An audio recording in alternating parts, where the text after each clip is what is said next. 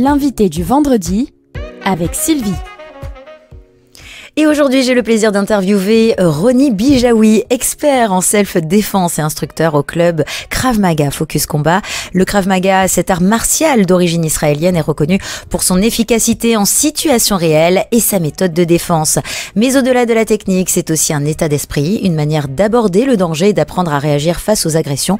Alors à travers cet échange, nous allons mieux comprendre cette discipline, son histoire, ses spécificités par rapport aux autres arts martiaux et bien sûr en apprendre davantage sur le parcours de notre invité. Bonjour Ronnie, merci d'être avec nous. Bonjour Sylvie, merci de me recevoir. Et comment ça va Ronnie? Ça va très bien. Eh bien écoutez, on est ravis. Alors, je vais quand même vous demander évidemment de nous expliquer ce qu'est le Krav Maga et quelle est son origine. Alors son origine, elle est c'est un art martial, ce qu'on pourrait appeler un art martial israélien. De base, c'était en fait une méthode d'autodéfense pour les communautés juives d'Europe de l'Est. Ça a débuté plus ou moins au début des années 30. Son fondateur, Emil Lichtenfeld, qui en fait a mis ça au point pour aider les communautés juives, où il était à l'époque, notamment en Slovaquie, à mettre ça en place pour se défendre face à la montée de l'antisémitisme. Pendant la Seconde Guerre mondiale, notamment. Post. Exactement. Alors, en quoi cette discipline se distingue-t-elle des autres arts martiaux ? Alors, ce qu'il a fait en fait, c'est qu'il a fait un mélange, parce qu'il était déjà boxeur, lutteur. Son père était chef de la police de Bratislava. Et du coup, il a baigné dans ça. Et lui, ce qu'il s'est dit, c'est qu'en fait, il a mixé tout simplement toutes les connaissances qu'il avait, déjà à la base. Dans les années 30, il avait déjà plus d'une vingtaine d'années. Et en fait, il a fait un mix d'une méthode de combat différente, de boxe, de lutte, aussi ce qu'il avait appris, parce il y avait beaucoup de combats de rue, d'accord, beaucoup de bagarres. Et ce qui s'est passé, c'est qu'en fait, il a mixé ça pour aider un maximum de gens de la communauté juive de l'époque. Pour se défendre, tout simplement. Tout simplement. Alors, quelle est la qualité, selon vous, qui est essentielle pour être en adéquation avec l'esprit du Krav Maga ? Bonne question. Alors, est-ce que vous avez la bonne réponse ? J'ai la bonne réponse. J'en suis sûre. La première qualité, c'est le mental. C'est la motivation, déjà, de s'y mettre, premièrement, et puis au fur et à mesure, de forger un mental. Alors, je ne sais pas dire un mental de guerrier, mais au fur et à mesure un mental qui va nous donner de l'assurance de pouvoir faire quelque chose en cas de. D'accord. Donc le mental, c'est vraiment l'essentiel dans le Krav Maga. Ça permet, parce que c'est aussi pour les filles, on va en parler justement dans un instant. Et est-ce que, parce que justement, vous enseignez cette discipline au sein de Focus Combat, que vous avez créé, en quelle année et pourquoi l'avoir créé ? Alors je l'ai créé en 2016 et en fait ça s'est fait naturellement. En fait j'ai commencé à enseigner au début des années 2000, ça remonte déjà. On n'est plus tout jeune, Ronnie. On se connaît un petit peu quand même avec Ronnie, je le précise pour nos auditeurs. Mais vous n'avez pas changé, Ronnie. Et toi non plus. Tout n'a pas changé. Tout n'a pas changé. Et en fait quand j'ai commencé, je faisais surtout pour les professionnels. Et au fur et à mesure des années, je me suis mis à faire pour les civils. Et j'ai fondé le club en 2016 directement je me suis dit c'est peut-être le moment de le faire au vu de ce qui se passait aussi post-attentat de 2015. Si on peut aider, on le fera aussi pour tout le monde. Alors, est-ce que vous avez une formation spécifique en sport ou au contraire, comme vous l'avez dit, c'est cette histoire de mental qui fait aussi toute la différence ? Non, il faut une formation en sport. Évidemment. Il faut forcément du physique. Ne serait-ce que pour devoir courir pour s'échapper. Simplement ça. Ouais. Et il faut apprendre à courir. Exactement. Et oui, donc vous le dites. Alors, depuis l'augmentation des attaques antisémites, est-ce que vous avez constaté une hausse dans les inscriptions dans votre club ? Oui, bien sûr. Ouais. Évidemment. Des hommes ou plus de femmes ? C'est 50-50 maintenant. Avant, vous aviez que des hommes, c'est ça? Avant, il y avait une grande majorité d'hommes. Et maintenant, on est pratiquement à du 50-50.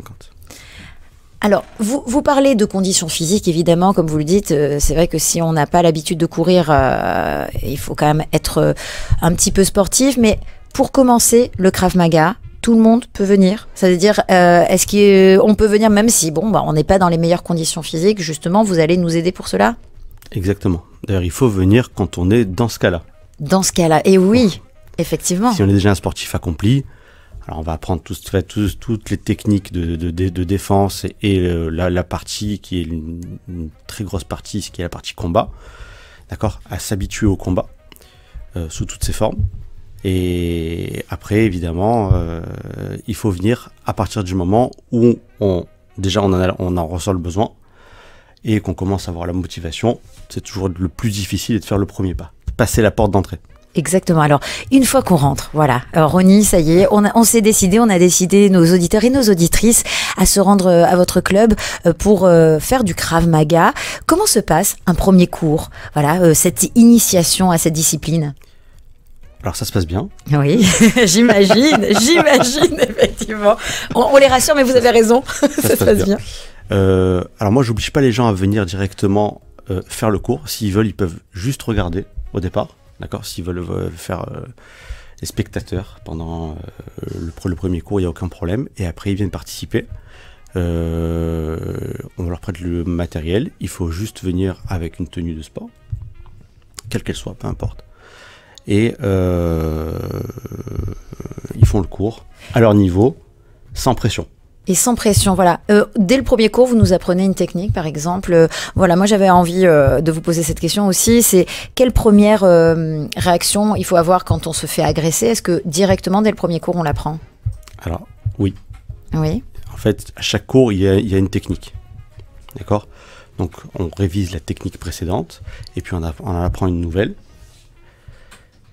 Ce qui fait qu'on n'est jamais perdu sur le fil. Après, ça va dépendre de quand vous allez venir, qu'est-ce qu'on va travailler. Bien sûr. Là, évidemment, ce sera une technique sur une défense contre une menace, contre une attaque avec une matraque ou quoi, peu importe. Alors là, on nous écoute sur la radio, Juifs de Marseille, bien évidemment, on peut nous voir aussi, mais concrètement, si par exemple, là, on se fait agresser, est-ce que vous avez un exemple à nous donner éventuellement pour ceux qui nous écoutent, c'est-à-dire peut-être un conseil pour une agression comme ça qui peut se passer, ça serait quoi? Déjà, le premier conseil, c'est d'avoir les yeux ouverts. Très très bien ça. Tout simplement. D'être attentif à son environnement, d'accord? Si on arrive déjà au moment de l'agression, c'est qu'on a raté déjà quelque chose. Tout à fait. Très très bien. Donc gardez les yeux ouverts déjà. Gardez les yeux ouverts, ne restez pas fixé dans votre téléphone. Ou juste lever la tête simplement, voir ce qui se passe simplement autour de vous. Et puis après, la chose la plus simple, et ce qui fait souvent défaut, c'est de parler fort ou de crier. D'accord? Ce qui va simplement, je parle pas de frapper quelqu'un ou de quoi que ce soit, juste de crier. Alors c'est pas dit qu'on va venir nous sauver, Ouais. mais au moins ça va déjà alerter les gens qui sont autour, et puis ça va mettre l'agresseur. D'accord, ça va aussi inverser la tendance du fait qu'on commence à crier. Ah, ça c'est bon ça. Oui, ça va aussi le surprendre. Et ça peut surprendre effectivement les cris, voilà. Donc il ne faut pas hésiter. Alors si on reprend un petit peu votre conseil déjà, c'est de rester attentif à ce qui se passe autour de nous. Vous l'avez dit, ouvrez les yeux. On crie évidemment. Oui. Et ça c'est le plus important aussi. Ça c'est le plus important parce que du fait que les gens autour vont lever la tête, d'accord, lui va se sentir aussi regardé et ça peut-être le faire paniquer, peut-être. Exactement. Bah écoutez, ça c'est un très très bon conseil, merci. Alors, est-ce que vous pouvez nous dire si le Krav Maga, pour ceux encore qui s'inquiètent, c'est un sport dangereux, c'est une discipline dangereuse? Ou pas du tout finalement, pas plus qu'un autre? C'est moins dangereux que le foot. Ben voilà, moi c'est clair. Voilà, tout simplement. Et on a la réponse. Il y a moins de blessures que sur un terrain de foot, ou, tout simplement. Parce que on est dans des bonnes conditions, on fait en sorte que ça se passe bien, et puis ça se passe bien. Et ça se passe bien, effectivement. En tout cas, moi, j'ai beaucoup de très bons retours de tous ceux qui pratiquent cette discipline. Les amis, c'est important aussi de pratiquer le Krav Maga parce que de plus en plus, on nous le dit, c'est quelque chose qui devrait être essentiel de connaître ces gestes d'autodéfense parce que déjà, vous vous aidez à vous-même, vous aidez les autres aussi. Et ça, c'est quand même essentiel. Quel conseil vous pourriez donner alors justement, Ronnie Bijaoui, à quelqu'un qui hésite encore à se lancer dans le Krav Maga? Venez essayer. C'est très clair. Tout simple. Exactement. Il faut essayer, et puis on se fait son propre avis. Et voilà. Alors, où est-ce qu'on vous retrouve? On va rappeler d'ailleurs le nom de votre club, c'est Krav Maga Focus Combat. Voilà, parce que vous êtes focus, vous êtes concentré sur le combat. C'est un aspect hyper important, je vous coupe, hein, excusez-moi. Non, dites-nous. À chaque cours, il y a des combats. Donc, il n'y a pas un cours qui se fait sans la partie combat. On va faire une partie échauffement, d'accord, je vous le fais rapidement. Oui. Une partie technique, et puis on fera une partie combat. La partie combat, elle n'amène pas le combat pour le combat. C'est juste permettre aux gens de prendre de l'assurance aussi et de se mettre dans cette situation-là. Si on l'a jamais été, la première fois qu'on va se retrouver face à quelqu'un qui va nous menacer ou nous crier dessus, ou nous attraper, peu importe, on va être submergé par l'émotion. Et on fera rien. Et le combat amène les personnes justement à, ce qu'on disait au début, se forger un petit mental. D'accord. Alors le combat, l'exercice, la répétition, c'est ce que vous proposez au sein de votre club Krav Maga Focus. Où est l'adresse de ce beau club? C'est au 28 rue Émile Sicard. Oui. Dans le 8e. Dans le 8e. Les cours à peu près pour les enfants aussi, est-ce qu'il y en a? Non. Vous démarrez, vous n'en faites plus, vous démarrez alors à partir, donc pour les adultes, jeunes adultes aussi, à partir de 16 ans, hommes et femmes, bien entendu.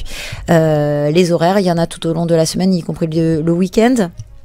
Alors, il y a 2 sessions par semaine et on fait en moyenne, toutes les 6 semaines, un stage à thème. Ah, super. Voilà. C'est par exemple un exemple de thème, ça peut être quoi le prochain? Ça peut être la défense couteau. La défense couteau, oui. Ça fait très très peur. Et souvent les gens vous disent attention, le couteau en général c'est très compliqué de s'en sortir. Mais non, avec le Krav Maga, vous apprenez des vraies techniques là-dessus.